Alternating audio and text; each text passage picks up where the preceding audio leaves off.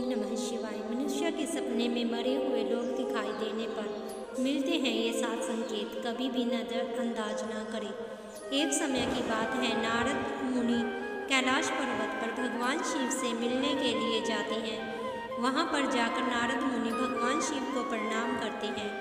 भगवान शिव नारद मुनि को बड़े ही प्रेम से आदर सत्कार करते हैं। फिर भगवान शिव कहते हैं, नारद मुनि, तुम्हारा कैलाश पर्वत पर आने का क्या प्रयोजन है?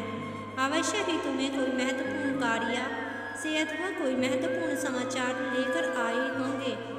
तब नारद मुनि कहते हैं, हे देवों के देव महादेव, आप तीनों लोकों में सबसे बड़े हैं। आपसे कोई भी बात छिपी हुई नहीं है। आपको समस्त चारों के भूत और भविष्य का ज्ञात है। इसलिए मैं आपके पास एक महत्वपूर्ण प्रश्न लेकर आया हूँ। इसलिए आपसे मेरी विनती है कि आप मेरे प्रश्न का समाधान करने की कृपा कीजिए। फिर भगवान शिव कहते हैं, मुनिवर, तुम सत्य कहते हो।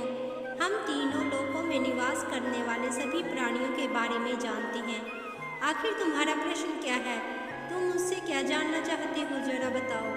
तब नारद मुनि कहते हैं, हे भोलेनाथ, मैं मृत्यु लोक में भ्रमण करने के लिए गया था और वहाँ भ्रमण करके आ रहा हूँ। वहाँ पर मैंने भूत, प्रेत और पिशाच आदि प्रकार की कई विचित्र चीज़ें देखी हैं जो वन में निवास करती हैं, और इसके साथ ही मैंने देखा कि सभी दुष्ट शक्तियाँ मनुष्यों को परेशान करती रहती हैं, उन्हें हमेशा दुख देती हैं। इसका क्या कारण है प्रभु? और ये सभी बुरी शक्तियाँ मनुष्यों को क्यों परेशान करती रहती हैं?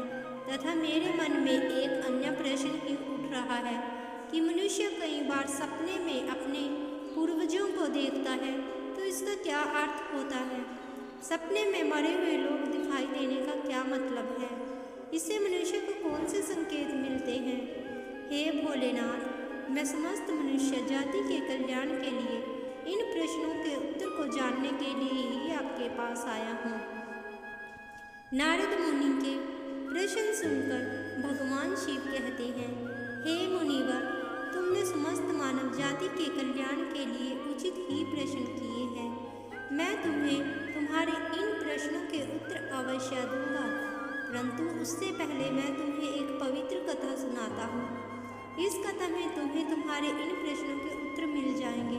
तुम इस कथा को बड़े ही ध्यान से सुनना, और जो भी प्राणी इस पवित्र कथा को ध्यान लगाकर सुनेगा, उसके घर में हमेशा खुशहाली बनी रहेगी और उन्नति के नए नए द्वार खुलते चले जाएंगे।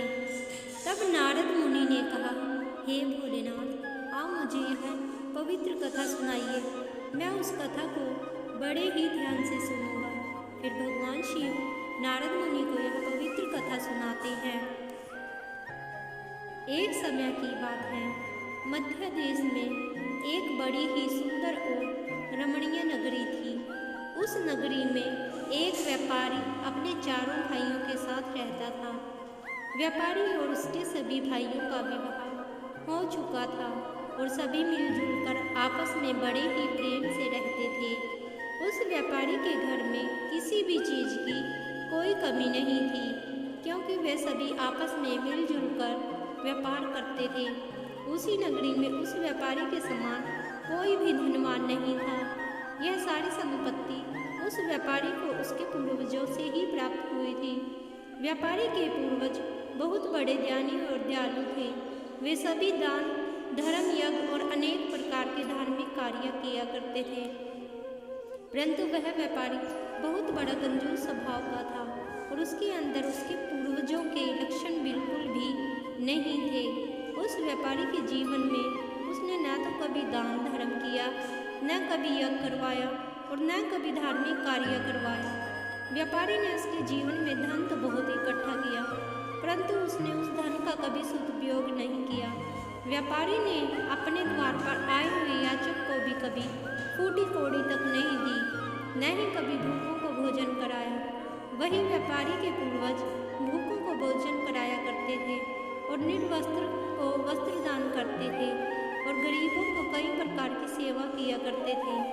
और इधर व्यापारी अपने पूर्वजों को कभी भी अनुसरण नहीं करता था और हमेशा ही धन इकट्ठा करने इस तरह से उस व्यापारी के पास बहुत सारी संपत्ति तो हो गई, लेकिन उसके पूर्वज उससे बहुत नाराज हो गए। व्यापारी के पूर्वजों को अपने लड़के का व्यवहार ठीक नहीं लगा और वे पितृलोक में दुखी रहने लगे।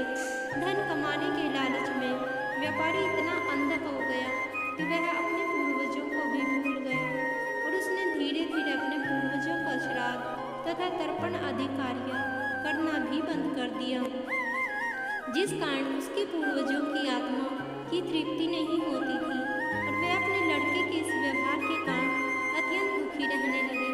फिर वे एक दिन व्यापारी के पूर्वज पितृलोक में बैठे बैठे आपस में बातचीत करते हैं और व्यापारी से मिलने के लिए सोचते हैं। फिर सभी पूर्वज इकट्ठे होकर धर्मराज के पास जाते हैं और उनसे हाथ जोड़कर प्रार्थना करते हैं, हे धर्मराज, हमारे पुत्र की बुद्धि भ्रष्ट हो गई है। धीरे धीरे वो धन कमाने की लालसा में हमें भूल चुका है, जिस कारण से हमारी संतुष्टि नहीं हो रही है।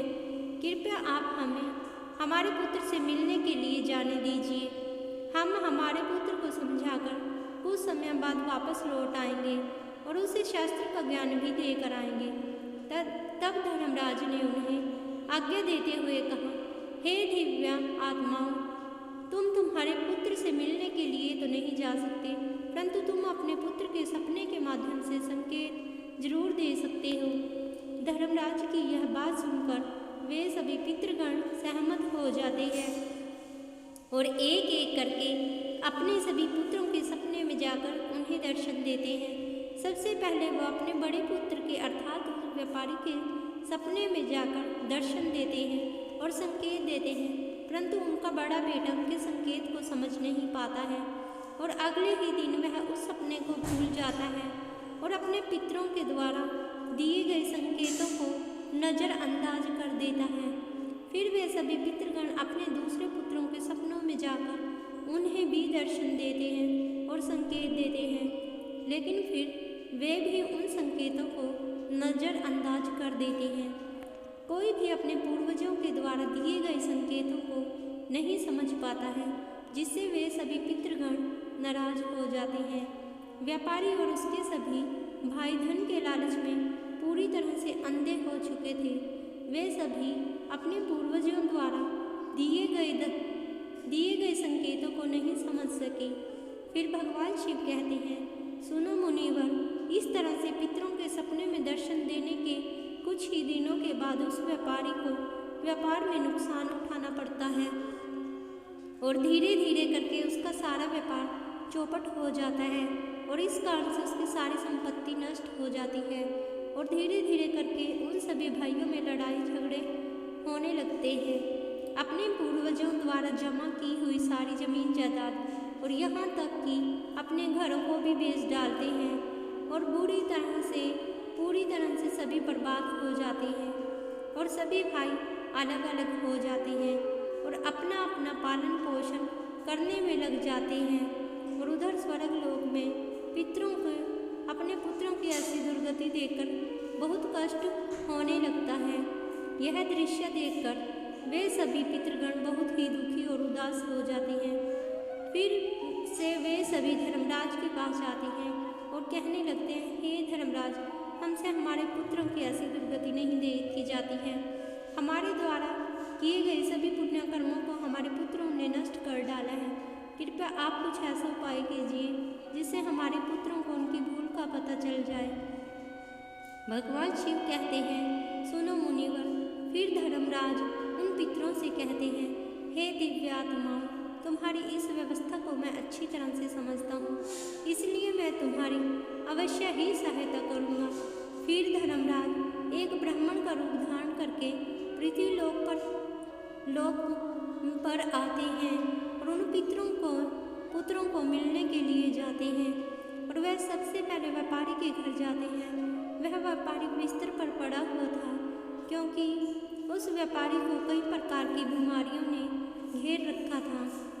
अब उस व्यापारी की पत्नी ने उस ब्राह्मण को आदर सत्कार किया और दान दक्षिणा देने लगती है, तो वह ब्राह्मण कहता है, बेटी, तुम्हारे घर में पितृदोष है, इस कारण से तुम्हारे पति की यह दशा हुई है। तुम्हारे पति के कर्मों के कारण तुम्हारे पूर्वज नाराज हो गए हैं। उस ब्राह्मण देवता की बात सुनकर उस व्यापारी ने कहा, हे ब्राह्मण देवता, मैंने ऐसा कौन सा पाप किया है जो मेरा सब कुछ बर्बाद हो गया है और मेरे भाई भी मुझे छोड़कर चले गए हैं। मुझे अनेक बीमारियों ने घेर लिया। तब उस ब्राह्मण देवता ने कहा, पुत्र, तुमने अपने पूर्वजों को नाराज किया है और तुम्हारे पूर्वजों ने भी जो संपत्ति और पुण्य अर्जित किया था उसे तुमने और तुम्हारे भाइयों ने मिलकर नष्ट कर दिया है, जिस कारण से तुम्हारी और तुम्हारे भाइयों की ऐसी दुर्दशा हुई है। तुम्हारे पूर्वजों ने तुम्हें और तुम्हारे भाइयों के सपने में आकर कई महत्वपूर्ण संकेत दिए, परंतु तुमने उन संकेतों को नज़रअंदाज कर दिया और अपने पूर्वजों को अपमानित किया है। यही कारण है कि तुम्हारा सारा धन और वैभव नष्ट हो चुका है। इस प्रकार उस ब्राह्मण देवताओं के बताने पर उस व्यापारी को सब कुछ पता चल जाता है और उसे याद आता है उसको भी सपने में उसके पूर्वजों ने दर्शन दिए थे। वह व्यापारी उस ब्राह्मण से कहता है, हे ब्राह्मण देवता, आप सत्य कह रहे हैं। हमारे पूर्वजों ने हमें सपनों में दर्शन अवश्य दिए थे, किंतु हम उनके द्वारा दिए गए संकेतों को समझ नहीं पाए। आप कृपा करके मुझे सपनों में पूर्वजों को देखने पर क्या संकेत मिलता है, इस बारे में बताने का कष्ट करें। भगवान शिव कहते हैं, सुनो मुनिवर। इस तरह फिर वो ब्राह्मण देवता कहता है, हे पुत्र, अब तुम ध्यान से सुनो। मैं तुम्हें सपने में पूर्वज दिखाई देने पर मिलने वाले संकेतों के बारे में बताता हूँ। धर्मराज कहते हैं, पुत्र, यदि पितरों का उद्धार नहीं होता तो वह प्रेत योनि में ही मृत्यु लोक में भटकते रहते हैं और वे भूख प्यास से व्याकुल होकर अपने परिवारजनों के घर में प्रवेश करते हैं। यदि सपने में हाथी, घोड़ा, बैल अथवा मनुष्य का विकृत रूप दिखाई दे तो समझ जाना चाहिए कि पितृगण अपने पुत्रों के व्यवहार से अत्यंत दुखी हैं। जो मनुष्य पशु पक्षियों को अन्न का दान नहीं कराता है उसके पितृ अत्यंत दुखी होते हैं और पशुओं का रूप धारण करके सपने में दर्शन देते हैं। यदि मनुष्य को कोई ऐसा सपना आता है जिसमें कोई पशु अथवा जानवर मनुष्य की वाणी में बोलता हुआ दिखाई दे, जैसे कुत्ता, बिल्ली, भैंस आदि मनुष्य की तरह बातें करते हुए दिखाई पड़े, तो इसका अर्थ यह होता है कि मनुष्य के पितृ उससे अत्यंत रुष्ट हैं। ऐसा मनुष्य को भविष्य में भयंकर अपमान का सामना करना पड़ सकता है। ऐसे मनुष्य के जीवन में दुख और कलेश होता है। उसके भाई बंधु पशुओं की भांति आपस में युद्ध करने लगते हैं।